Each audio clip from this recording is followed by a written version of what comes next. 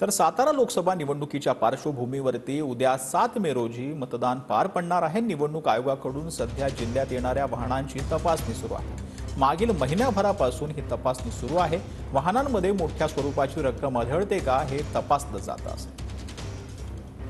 सातारा लोकसभा मतदारसंघातील तिसऱ्या टप्प्यातील मतदान प्रक्रिया उद्या पार पडत आहे आणि या अनुषंगाने निवडणूक आयोगाकडून गेल्या महिनाभरापासून वाहनांची तपासणी ठिकठिकाणी जे चौक आहेत या ठिकाणी वाहनांची तपासणी केली जात आहे।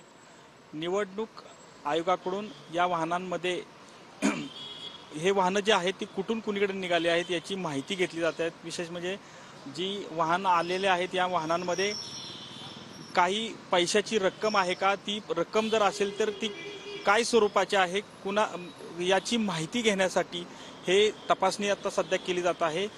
आंध्र प्रदेशवरून काही पोलीस जे आहेत ती तैनात या ठिकाणी करण्यात आले आहेत। जिल्ह्यातल्या ठिकठिकाणी अशा पद्धतीनं वाहनांची तपासणी जी आहे ती केली जात आहे। या मतदान प्रक्रियेला गालबोट लागू नये अशा पद्धतीचं पूर्णपणे काळजी या माध्यमातून घेतली जात असल्याचं एकूणच पाहायला मिळत आहे। कॅमेरामन कमलेशसह संतोष नालावडे, TV9 मराठी, सातारा।